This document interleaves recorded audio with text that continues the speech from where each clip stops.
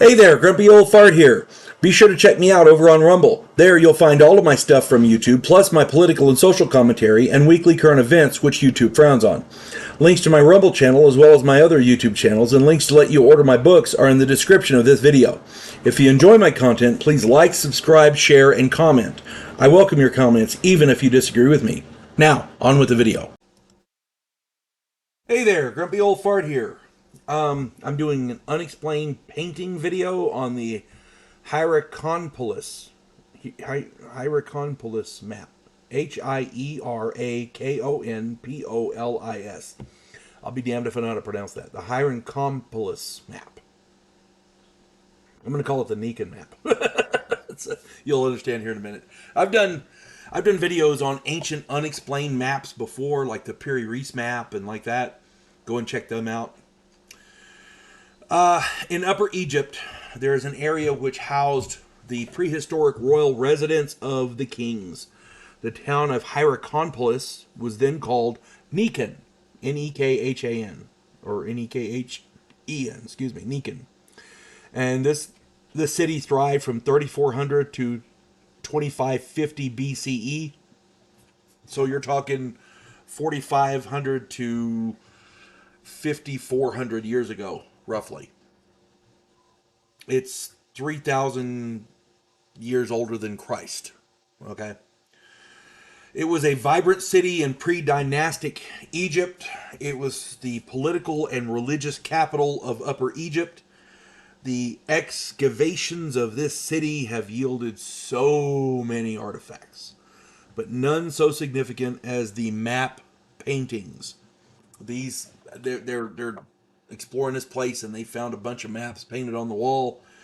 These maps contain recognizable continent outlines, and the accuracy of the depictions is outstanding. Very clearly depicted in these maps is the unmistakable outline of the American continent, and they got it right. It is absolutely astounding how accurate that map is. This map predates dynastic Egypt, yet the painters of the map knew about the Americas. How is this possible? We're now learning that not only Vikings visited North America, but Chinese and possibly Japanese ships as well. All of this was well before Columbus. There are American Indians or Native Americans, First Americans, whatever you want to call them, with European DNA. Yeah. Turns out the Europeans were visiting North America quite frequently. There is a tribe, and I cannot recall which one. They actually have Jewish DNA. So yeah, it's crazy. There was an artifact found. It's a box, and it contains writing, Egyptian writing on it. It's crazy. Any way you want to look at it, Columbus was evidently a latecomer to the Americas, and people knew about it.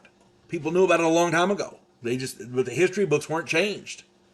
Go figure.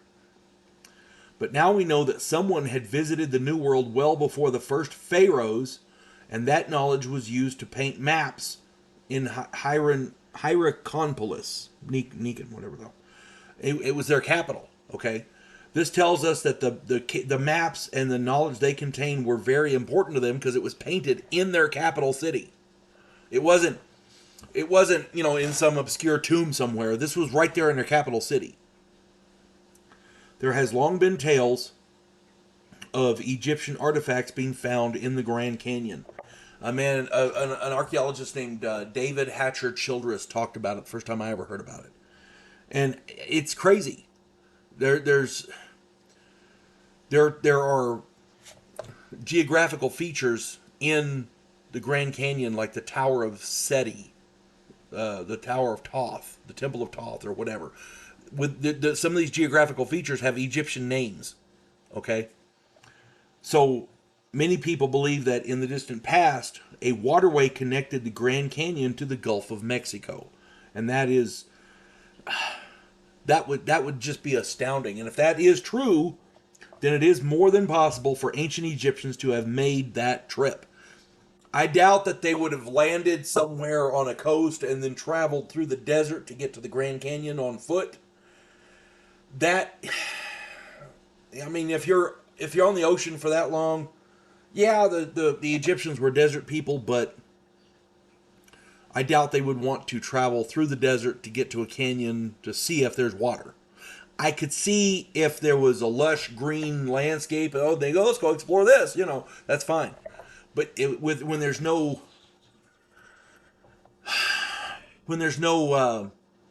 guarantee of a source of water out that far, I mean, you can hunt anything. People can eat stuff. You can eat plants.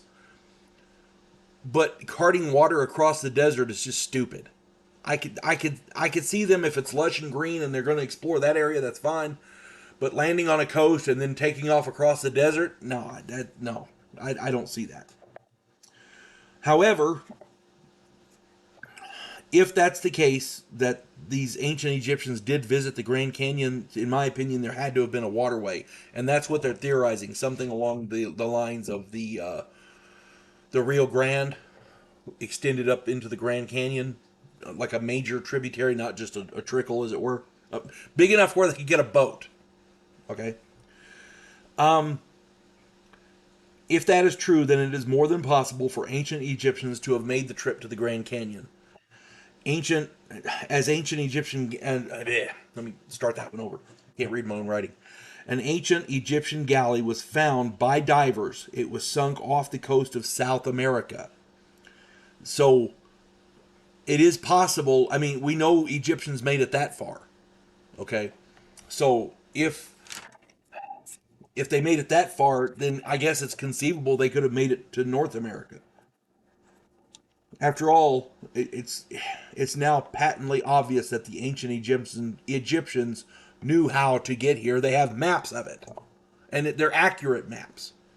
Suddenly, the stories about the Egyptians in the Grand Canyon don't seem so far-fetched, because before the Egyptian pharaohs were ruling Egypt, they painted a map in their capital city of North America. Somebody had been there. This wasn't, Columbus didn't discover America. He said, oh, let's head over there. You know, he went that way because he knew it. He knew it was there. I don't care what anybody says. Anyway, if you have more comments or have more information, please put it in the comments. I'm absolutely positive people would love to read it. This is an astounding thing to me. Hope this finds everybody well. You folks have a good one. God bless one and all. Vanguard One, Devo Polan, a scientific representative from a pacifist race called the Gandhiri, has come to Earth to learn the one thing that humans do better than anyone else in the galaxy: to fight. In the sequel, Task Force Terminus, Earth is at war with an alien race called the Amdola. Devo Polan's new commission in the Terran fleet exposes him to bigotry and treachery, and he comes to realize that sometimes political and military maneuvering are one and the same.